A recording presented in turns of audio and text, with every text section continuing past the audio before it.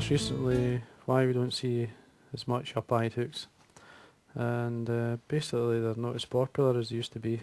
Most of our dry flies now we do tie with down-eyed, but if you have some up-eyed traditional dry fly hooks, this is a great pattern to actually use them up.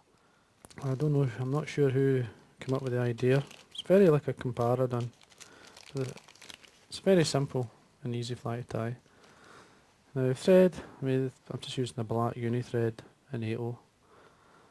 Now you start thread at the eye, and I take it halfway down and then remove the base piece. Now just add a wee bit of wax,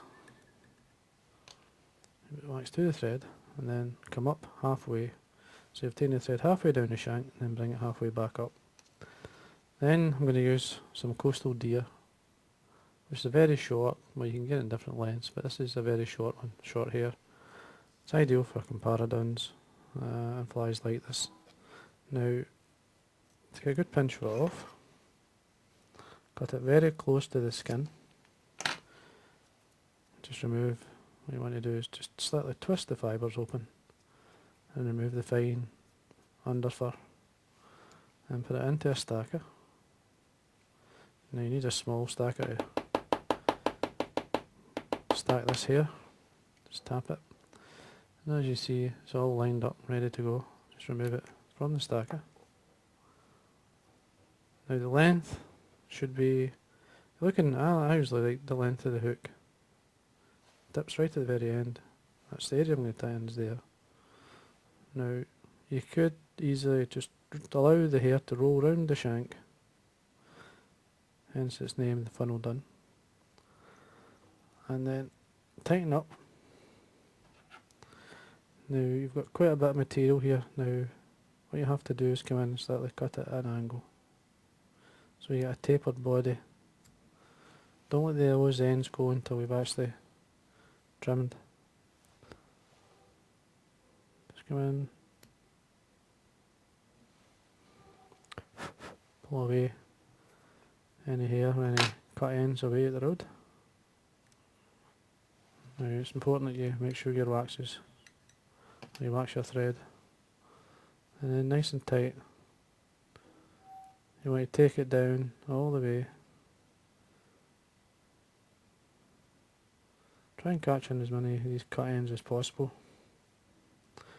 Now it's important at this point here that you take your thread round the bend to this point here, because the flip, you want to flip this fly when it's actually in the water, so the hook's upside down. Now to encourage that, you've got to tie the tail round the body.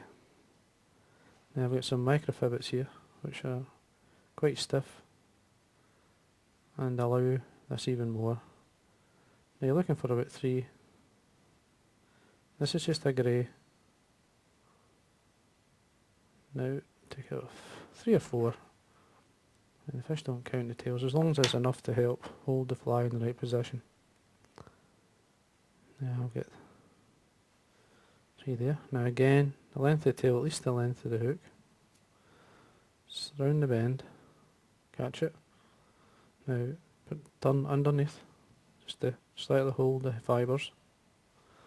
Lift them up, and then I'm going to figure 8 through them to spread them out. So come through the near side, then the far side, and catch it down. Nice and tight, and lock them down. Remove the excess, just have it the full length of the body. Now I've got some turkey bite here. This is basically classed as Adam's grey, which is it's a nice light grey, or a dun as you would call it. Now I'm looking for the thinnest fibres. Take one off. Now, as I always say, there's a fine fibre on one end. One side's no fibre on it at all. On the top, in this case, the top end has the fibre. So I want to catch it on the side, with the fibre being on top, and then touch and turns, wind it up. Try and keep everything as tidy as possible, and then a taper.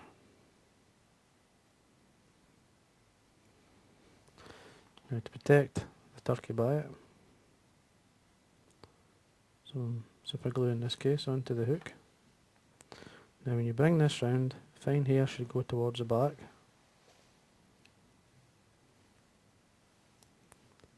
And then wind up.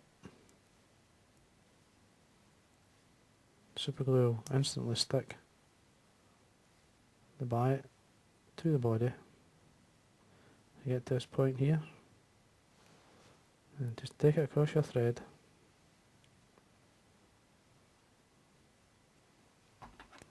Tie it down and trim away the excess.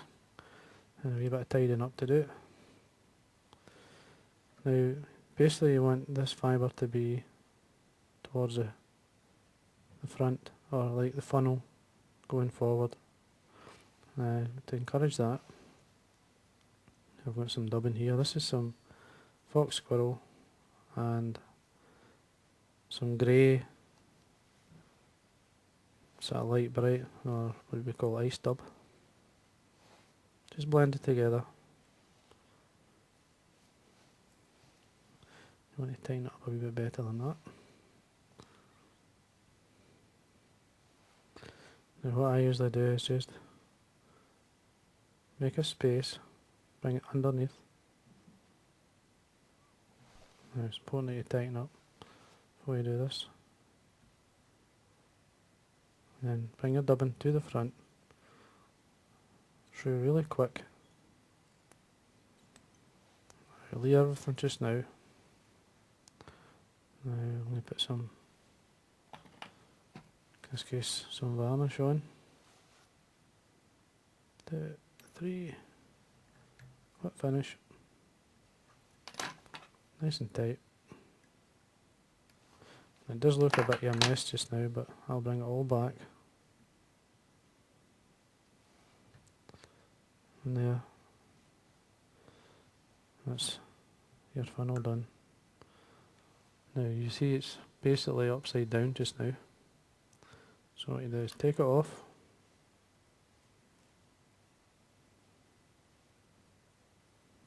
Have a look. And as we can see, there we are. Now this will flip upside down. It will sit like a normal dun. The funnel, a bit tied forward, will always sit better for you. And there you go. And that there, it's a good wee pattern to have in your box, and whatever colour you'd like to tie it, that's your funnel done.